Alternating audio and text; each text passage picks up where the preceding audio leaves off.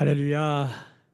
새벽을 깨우신 주의 백성들을 다시 한번 예수님의 이름으로 환영하고 사랑하고 축복합니다. 아멘. 아멘. 아, 오늘은 제가 그 건강검진이 있어서 새벽에 바로 출발을 해야 해서 오늘 묵상하는 시간을 많이 못 드리고 바로 말씀으로 들어가도록 하겠습니다. 어, 오늘 말씀 17절, 2장 17절 말씀을 보면 너희가 말로 여호와를 괴롭게 하고도 이르기를 우리가 어떻게 여호와를 괴롭혀 드렸나이까 하는도다. 우리가 하나님을 괴롭힌다. 이 괴롭힌단 말은 원어로 보면은 피곤케 한다, 피로케 한다. 하나님을 피곤케 하는 사람들, 하나님을 괴롭히는 사람들이 있다는 거예요. 그렇죠? 누가 하나님을 괴롭히나 봤더니 17절 하반절에 이는 너희가 말하기를 모든 악을 행하는 자는 여호와의 눈에 좋게 보이며 그에게 기쁨이 된다 하며 또 말하기를 정의 하나님이 어디 계시냐 함이라. 이게 무슨 말이냐? 정의 하나님이 어디 있냐? 하나님은 사랑이다 이거예요. 그렇죠? 하나님은 사랑이기 때문에 누구도 지옥 보내지 않는다는 거예요. 실제로 지금도 이런 사람들이 있습니다. 예수님이 이 땅에 오셨기 때문에 모두 다 구원받는다는 거예요. 하나님은 굉장히 넓으시고 관용하시고 아주 뭐 크신 분이기 때문에 뭐 다 구원한다는 거예요. 그런 그 인본주의적 혹은 이걸 자연주의적 구원론이라고 그러는데 그냥 다 구원받는다는 거예요. 그럴싸해요. 이런 말들이 굉장히 매력적입니다. 굉장히 매력적입니다. 그러니까 여기서 다원주의도 나오고 다 뭐 불교를 믿든 이슬람을 믿든 뭐 어떻게 살든 뭐 사람이 다 죄 짓는 건 다 이유가 있는 거고 다 상처 때문에 그런 거고 그렇죠? 제가 자주 말씀 김길태 길에서 태어난 사람인데 상처가 많아가지고 길 가다가 어린애 6살짜리 여아를 데려다가 성폭행하고 잔인하게 죽여서 물통에 저수통에 버렸잖아요. 그것도 다 그냥 그 사람도 다 어? 그냥 상처가 많아가지고 그랬다는 거예요. 그렇게 말하는 사람들 오늘 말씀해 보면 여호와를 괴롭게 피곤하게 하는 사람들이다. 이렇게 말해요, 성경이. 무슨 말입니까? 하나님은 정의의 하나님인 동시에 뭡니까? 사랑의 하나님입니다. 사랑의 하나님인 동시에 하나님은 정의의 하나님이시죠. 우리를 구원하시는 동시에 뭡니까? 우리를 심판하십니다. 구원의 하나님은 심판이며 심판의 하나님은 곧 구원의 하나님이에요. 동전의 앞뒷면과 같죠. 뗄래야 뗄 수가 없어요. 이것은 두 날개예요. 한쪽만 접으면 삐뚤어지는 것이죠. 정의와 공의가 굽어지는 거예요. 사랑이 왜곡되는 거예요. 사랑이 방종이 되거나 뭐가 됩니까? 집착이 되겠죠. 여러분 기억하십시오. 하나님의 성품을 왜곡하는 것은 하나님을 엄청나게 피곤하게 괴롭게 하는 것입니다. 하나님이 그만하라는 거예요. 그만하라는 거예요. 단순히 하나님의 성품을 왜곡했다. 이게 그냥 간단한 문제가 아니에요. 엄청난 삶의 문제를 가져옵니다. 어제 말씀해 보면은 하나님이 질문을 한단 말이에요. 하나님 내가 너희를 사랑했다. 내가 얼마나 너희를 사랑했냐. 봐라. 근데 사람들이 뭐라 그래요? 우리 언제 사랑했어요? 여러분 이게 뭐냐면 어제도 설명을 드렸지만 하나님의 공의와 정의가 무너지잖아요. 그럼 하나님의 사랑이 왜곡되거나 온전하게 다가오지 않습니다. 여기 이게 짧은 말이지만 깊은 하나님의 메시지가 있습니다. 하나님의 사랑을 왜곡하고 공의의 하나님만 말하잖아요. 그러면 공의가 공의되지 않습니다. 반대로 하나님의 사랑을 공의를 빼고 말하면 하나님의 사랑은 왜곡됩니다. 그러니까 내 하고 싶은 거 다 하면서 하나님을 이용하면서 내가 하나님의 사람이라고 말하고 다니는 사람들이 일어나게 된다는 거예요. 하나님의 성품을 왜곡하면 어떤 일을 합니까? 여러분 이단의 특징이 뭔지 아세요? 이단은 그렇게 복잡하고 어렵지 않습니다. 하나님의 성품을 왜곡합니다. 그러니까 대단한 신학 지식이 없어도 이렇게 가만히 보면 하나님의 성품을 왜곡하는 사람들이 있어요. 이단이에요, 이단. 그러니까 우리가 이단을 분별하는데 아주 중요한 다른 어떤 것보다도 중요한 우리 안에 기준이 있다면 그건 하나님의 성품을 아는 것입니다. 하나님은 사랑의 하나님인 동시에 공의의 하나님인 거예요. 하나님 우리를 호세아의 말씀을 기억하죠. 하나님 우리를 어떻게 사랑하는가? 포기하지 아니하는 불붙는 사랑으로 사랑하신다. 이것만 알면 안 돼요. 동시대에 아모스가 있는데 하나님은 정의 하나님이시다. 하나님은 심판하신다라는 거예요. 이 하나님이 우리 앞에 서 있는 것입니다. 이 하나님의 이 성품이 왜곡되면 하나님의 사랑이 사랑으로 온전히 다가오지 않는다는 것이에요. 두 번째, 하나님을 향해 예배를 드린다고 하는데 마음을 쓰지도 않고 똥 같은 거 아무거나 던져주면서 하나님을 사랑한다고 말하고, 그렇죠? 하나님께 뭐 예배한다고 말하고 그러고 있다는 거예요. 어저께의 말씀까지가 그거예요. 성품이 왜곡되면 예배가 망가져요. 하나님의 성품이 왜곡되면 하나님의 사랑을 온전히 알 수도 없고 반대로 공의도 알 수가 없어요. 하나님 이것 때문에 너무너무 힘드시다고 하는 거예요. 자, 하나님은 우리가 하나님을 알기로 원한다. 그 하나님을 안다는 건 뭡니까? 하나님의 성품을 알기로 원하시고, 하나님은 어떤 분이신가? 하나님의 성품. 그러니까 우리가 하나님의 속성이라는 게 있습니다. 하나님은 전지하시다, 전능하시다, 무소부지하시다, 영원하시다. 이건 하나님에게만 있는 속성이죠. 그래서 하나님을 경배할 때, 하나님을 경외할 때 이 속성 때문에 하나님 앞에 엎드리게 되는 거예요. 굉장히 중요한 속성. 하나님은 전지전능, 무소부재, 영원. 하나님, 이거 놀라우신 하나님이시죠. 천지를 창조하시고 우리가 닮을 수 없는 거예요. 또 한 가지, 우리가 이미 닮은 게 있죠. 하나님의 성품. 우리가 이 두 가지를 알아야 됩니다. 근데 동시에 사실 우리가 인생으로 이 땅을 살아가면서 영생을 살아간다라고 말할 때 여기서 가장 중요한 게 영생은 곧 유일하신 하나님과 그의 보내신 자 예수를 아는 것인데, 이 안다라는 건 뭐냐면 하나님의 성품을 아는 거예요. 이거는 우리가 뭐냐면 닮아가야 될 영역이에요. 이미 닮은 부분, 절대 닮을 수 없는 부분이 있는가 하면 우리가 날마다 닮아가야 될 영역, 이게 뭐냐면 하나님의 성품이에요. 사랑의 하나님, 공의의 하나님, 오래 참으시는 하나님, 인자하신 하나님, 때로는 유머가 있으신 하나님, 친절하신 하나님. 너무나 많죠. 너무나 많아요. 지혜의 하나님도 성품이에요. 지식의 하나님도 성품이에요. 우리가 하나님의 성품을 닮아가는 삶이 신앙생활입니다. 이 성품을 닮아감에 있어서 크게 두 가지입니다. 사랑과 공의예요. 하나라도 접으면 우리는 하나님을 우습게 여겨요. 어제 말씀에도 제물을 드릴 때 하나님 앞에 드리는 걸 번거롭게 여기고 하나님께 나아가는 걸 번거롭게 여기고 자기 마음대로 신앙생활을 하게 돼요. 그런 사람들이 교회에 많으면 어떻게 될까요? 이게요, 나중에 어떤 문제까지 가냐면 온전한 11조 문제까지 가요. 11조에 대해서 11조를 온전한 11조, 오늘 말씀에 그 유명한 말라기의 온전한 11조 10절에 만군의 여호와가 이르도다 너희의 온전한 11조를 창고에 드려. 이 온전한 11조 나오거든요. 이 온전한 11조가 그냥 이 11조가 뭐 얼마나 드리냐, 뭐 매출에 얼마냐, 수입에 얼마냐, 이런 것도 뭐 11조를 해야 되냐, 저런 것도 11조를 해야 되냐, 이런 말이 많은데 이 11조를 하나님의 성품과 떼고 얘기하면은 11조는 되게 이상한 거예요. 마치 사람들이 어떻게 생각하냐면 마치 야, 나라에도 세금을 내는데 교회에도 세금을 내? 이게 뭔가 내 거를 뺏기는 느낌. 이게 왜 이런 생각을 하게 되냐면 하나님의 성품에 대한 왜곡으로부터 시작된다는 거예요. 그래서 이렇게 재밌는 건 뭐냐면 이 11조를 얘기하는데 이 11조를 얘기하는데 이 11조의 시작이 어떻게 돼요? 6절을 보세요. 6절. 나 여호와는 변하지 아니하니 2장 6절입니다. 나 여호와는 변하지 아니하나니 그러므로 야곱의 자손들아 너희가 소멸되지 않는다. 자, 하나님은 변하지 않는다. 너희는 소멸되지 않는다. 자, 우리가 소멸되지 않는 길이 있다는 게 그게 뭐냐?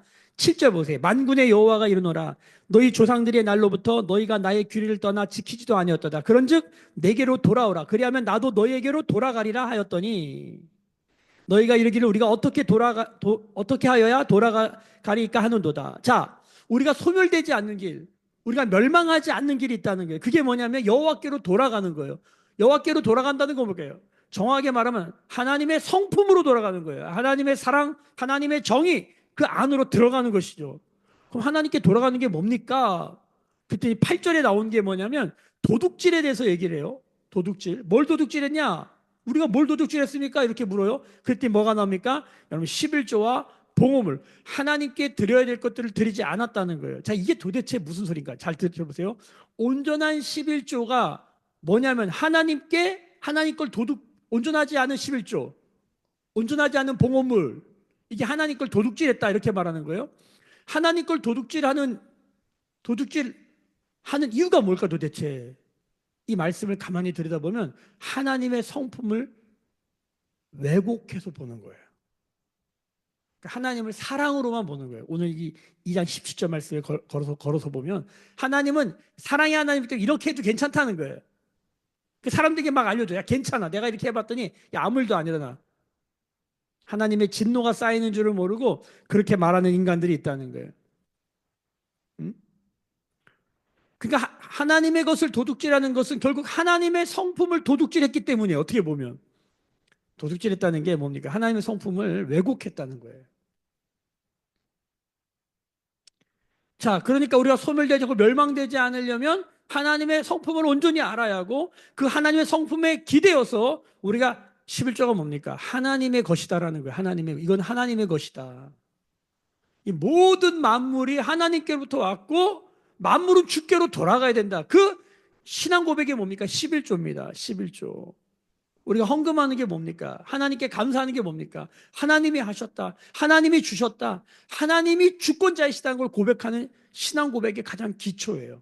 그러니까 여호와께 돌아가는데 가장 기본이 뭐냐면 재물이 여호와께로 돌아가는 거예요. 그래서 여호와를 섬길 때 하나님과 돈을 겸하여 섬기지 못하고 우리의 마음은 어디에 있어요? 재물이 있는 곳에 우리의 마음이 있는 거예요. 재물을 돌리면 마음이 돌아가는 거예요. 재물을 돌리면서 우리의 마음이 하나님의 성품을 온전히 담기를 원하는 것이죠. 이거는 굉장히 강력한 파워가 있습니다. 마틴 루터가 종교개혁을 할 때 우리가 회심하여야 된다. 회심을 얘기할 때 마지막 회심이 뭐냐? 우리의 지갑이 회심하는 것이다. 우리의 물질이 회심하는 것이다. 여러분, 우리 시간이 회심해야 됩니다. 하나님 앞에 하루에 11조를 드리는 게 우리는 너무나 인색한 것이죠. 왜 그럴까요? 하나님의 성품이 왜곡되어 있는 거예요. 이게 다 하나님이 주신 시간인데 하나님이 오늘 너 그만해라 그럼 끝이에요. 우리가 무슨 내일을 계획하고 미래를 계획하는데 하나님 오늘 끝. 시간 더 이상 주지 않으면 끝이에요. 인생을 허락하셨기 때문에 오늘도 심장이 뛰고 팔다리가 움직이기 때문에 오늘도 태양이 뜨기 때문에 우리가 존재하는 것이죠. 이거 내가 한 게 아니죠. 하나님이 하신 거예요. 가만히 생각해 보라고요. 우리가 몸에 힘줘가지고 지구가 돌고 태양이 뜹니까? 하나님이 하신 거죠. 뭘로? 하나님의 사랑으로 우리 안에 주신 거예요. 근데 그 사랑이 아니라 오늘 공의를 말하고 정의를 말하고 있다는 거예요.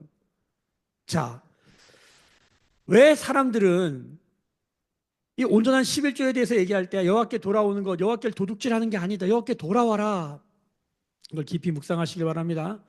돌아오라라고 말하고 있는데 왜 사람들은 여호와께 돌아갈 줄 모를까?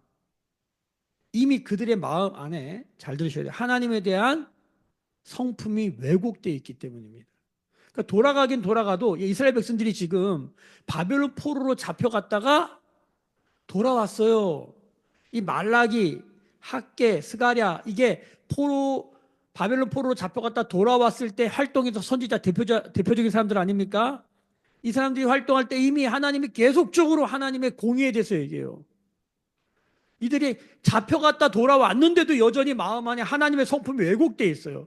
그렇게 고난을 당했는데도. 그러니까 고난은 우리에게 굉장히 유익하지만 고난 자체가 우리를 완성하진 않습니다. 이 말을 잘 기억하셔야 됩니다. 고난은 굉장히 유익하지만 고난 자체가 우리를 완전하게 하지 않습니다. 그럼 우리는 어떻게 하나님의 성품을 알 수 있는가? 바벨론 포로로 잡혀가도 하나님의 성품이 왜곡돼요. 이게 안 돼요.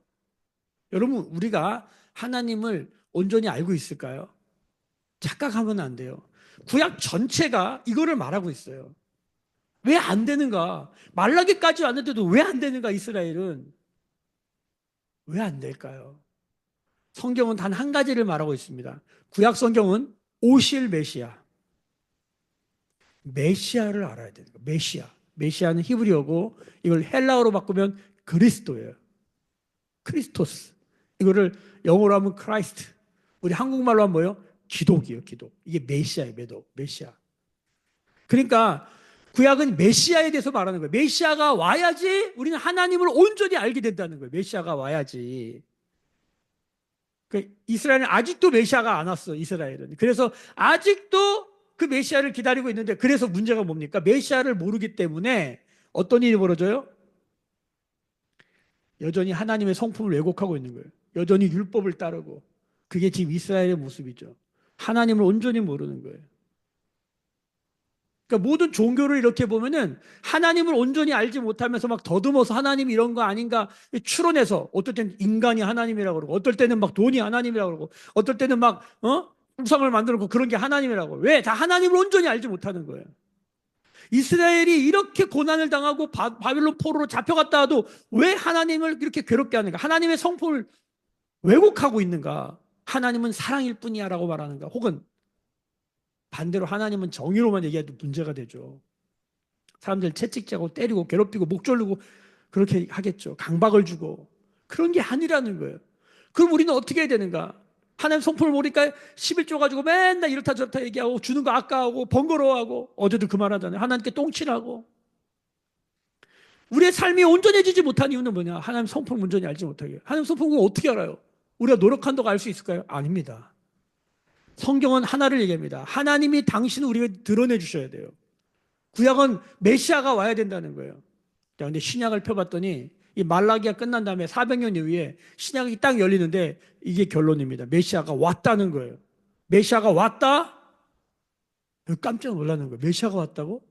자, 이거를 이미 말라기가 예언하고 있는 거예요. 자, 그게 바로 3장 1절입니다. 자, 우리 3장 1절 그 앞에 보면 2장 10절 맨 마지막에 보면 정의의 하나님이 어디 계시냐? 자, 정의의 하나님은 없고 사랑의 하나님, 하나님은 뭐 죄를 져도 악을 해도 다 그냥 좋아하셔. 더 좋아하셔. 막 이렇게 말하는 엄청난 왜곡 가운데 있는 사람들. 하나님을 괴롭게 하는 사람들에게 3장 1절이 말합니다. 정의 하나님이 어디 있는지 보여줄게. 만군의 여호와가 이르노라. 보라, 내가 내 사자를 보내리니. 자, 이게 세례 요한이에요. 요한복음 읽으면 세례 요한도 나와요. 그가 내 앞에 길을 준비할 것이죠. 광야에 외치는 자의 소리, 길을 준비하는 자의 소리, 또 너희가 구하는 바 주가 갑자기 그의 성전에 임하시리니. 주님이 성전에 임하시는데 이 성전이 도대체 뭐냐? 여러분 구약도 사실은 구약의 예루살렘 성전이 성전이 아니라 이스라엘이라고 하는 그 민족 자체가 하나님의 성전이에요. 하나님은 그 이스라엘 사람들과 함께 하신 거죠. 성전에 계신 분이 아니라 이스라엘 사람들에게 함께 하신 거예요. 근데 자꾸만 이스라엘은 성전에만 계시라고 그러는 거예요. 하나님은 그 다윗의 마음을 받긴 하시지만 하나님 보시 우스운 거예요.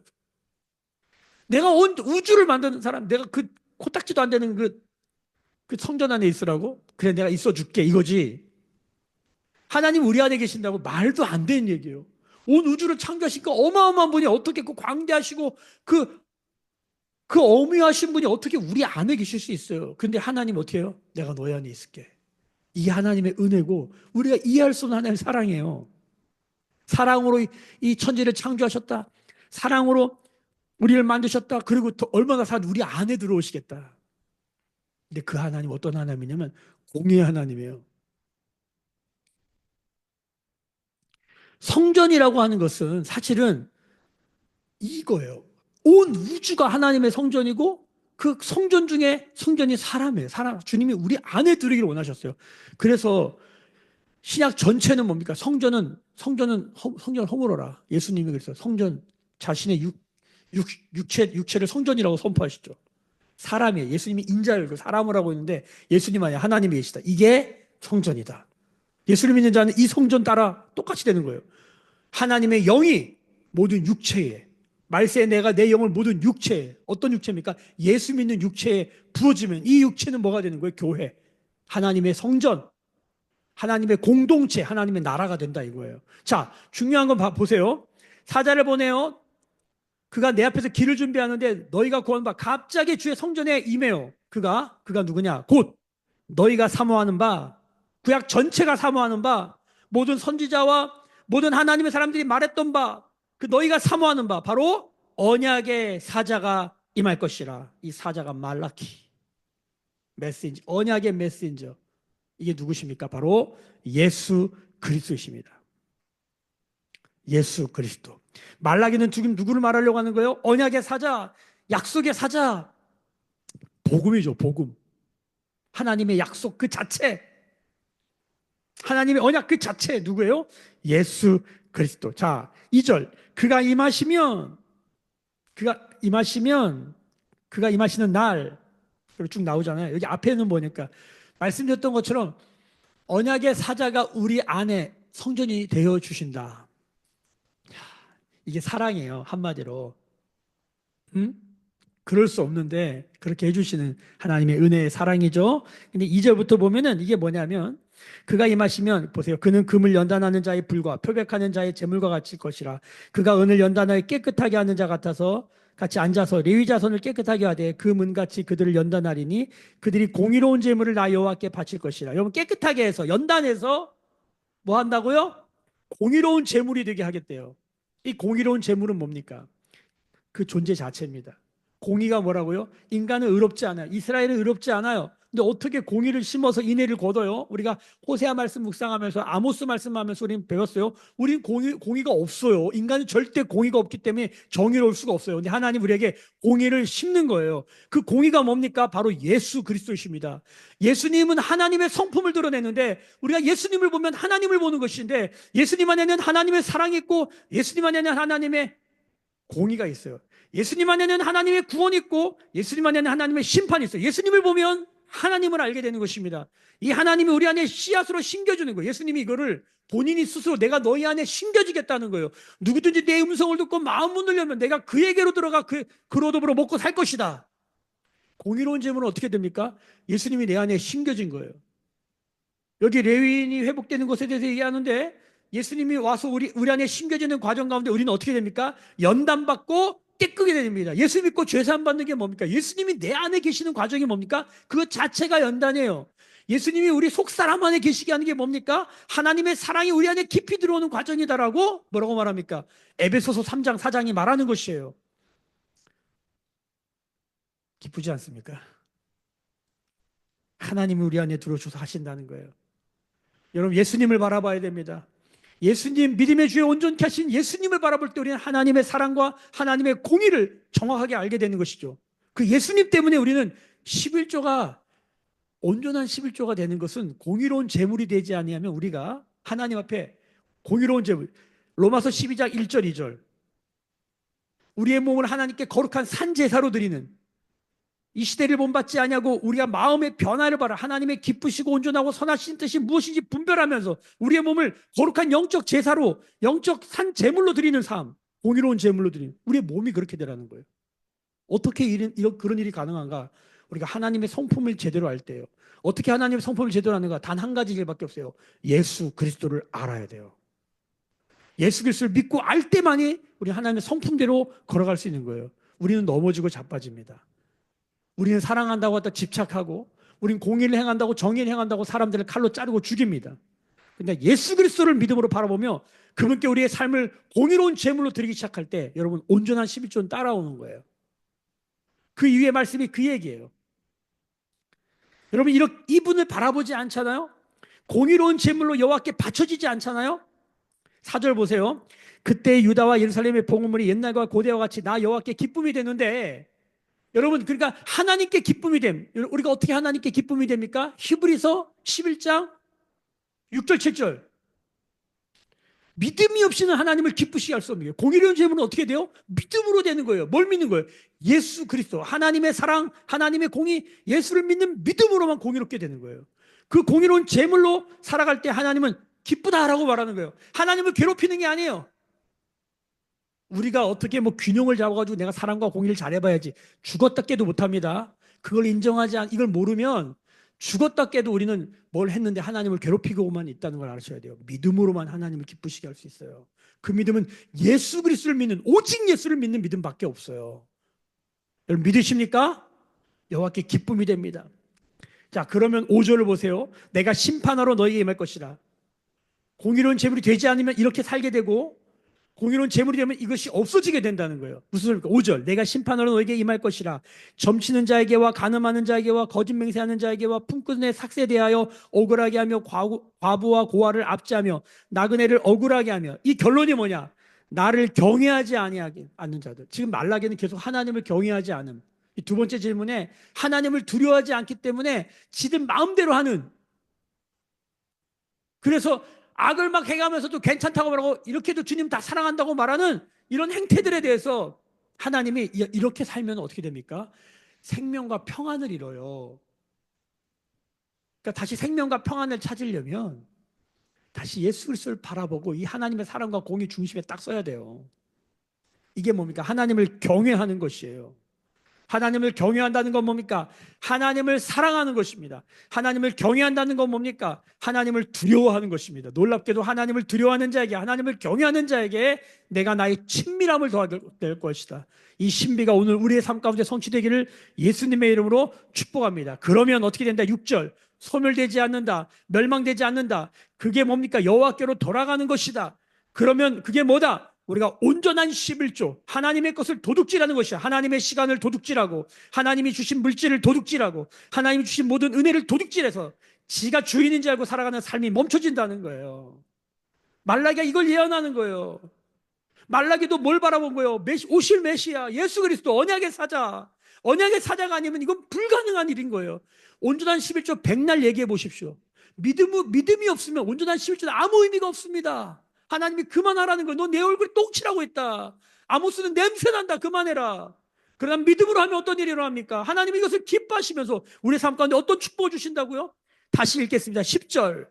만군의 여호와가 이르노라 너희의 온전한 11조를 창고에 들여 나의 집에 양식이 있게 하고 그것으로 나를 시험하여 내가 하늘 문을 열고 너희에게 복을 쌓을 곳이 없도록 붙지 아니하나 보라.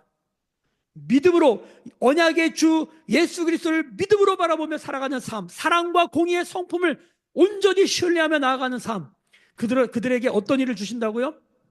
우리가 공의로운 제물로 드려주고 하나님의 기쁨이 되기를 원하고 하나님께 온전한 11조를 드리는 삶을 살기 시작할 때 하나님은 뭐라고 그래요? 하늘 문을 열고 야 니네 복을 받나 안 받나 봐라.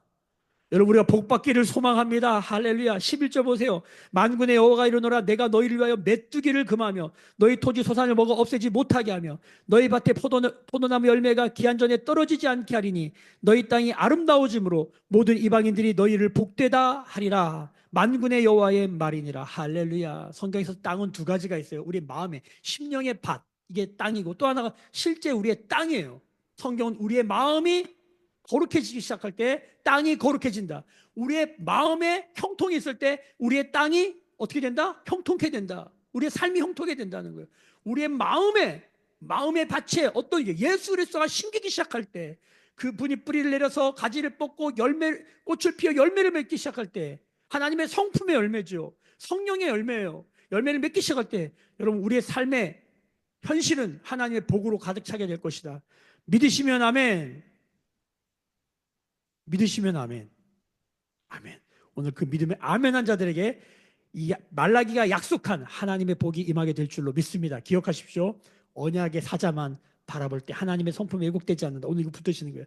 그럴 때 멸망하지 않는다. 그게 여호와께로 돌아가는 것이다. 그것이 하나님 앞에 온전한 공의로운 재물이 되고 그 공의로운 재물이 될 때만 온전한 11조가 된다. 하나님은 돈이 필요한 게 아니에요. 온 우주 만물이 주님 건데 무슨 돈이 필요하시겠어요? 하나님 우리의 공의로운 재물, 근데 온전한 11조는 우리의 삶에 뭐를 가져온다? 하나님의 주권을 인정하는 그 신앙 고백 안에 무슨 삶을 가져온다? 여러분, 이 세상에 하나님 우리에게 주신 것들이 다 분복을 주시는데 만복의 하나님 우리 가운데 복을 더 주실 때가 있어요. 그건 뭐니까? 우리를 열방을 섬기라는 거예요. 이웃을 섬기라는 거예요. 가난한 자와 압제된 자와 나그네와 레위를 섬기라는 거예요.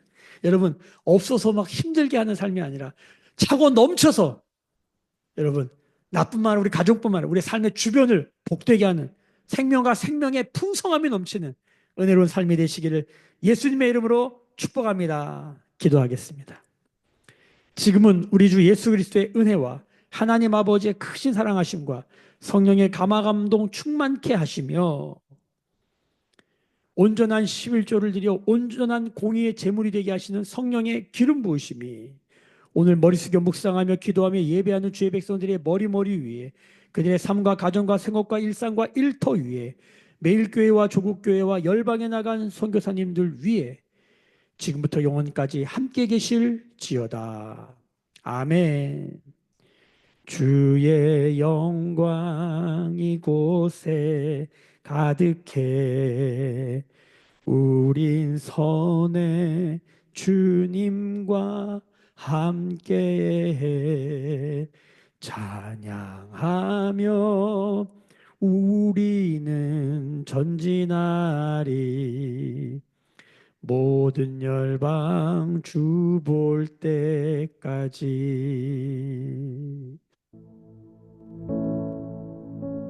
주신 말씀 붙들고 기도하십시다. 하나님, 온전한 11조 공의로운 제물로 하나님께 드려지는 믿음이 되게 하여 주옵소서. 오직 믿음의 주여 온전케 하시는 예수 그리스도 메시아 그리스도 되신 예수님을 온전히 바라볼 때에 주님의 사랑과 공의의 성품이 왜곡되지 않을 때에만 가능한 인 줄로 믿습니다. 주여, 우리 가운데 기름 부어주시고 주님을 바라보는 자들 가운데 약속하신 하나님의 언약대로 행하여 주옵소서. 잃어버린 시간, 잃어버린 11조 다시 되찾는 믿음의 삶 되게 하여 주옵소서. 우리 같이 기도하십니다. 나라와 민족을 위해서 기도하십시다. 또 교회를 위해서 기도하십시다. 또 연약한 성도들을 위해서 함께 기도하는 시간 되기를 축복합니다. 함께 기도하며 주 앞에 나가십니다. 부르짖어 기도하십니다. 주여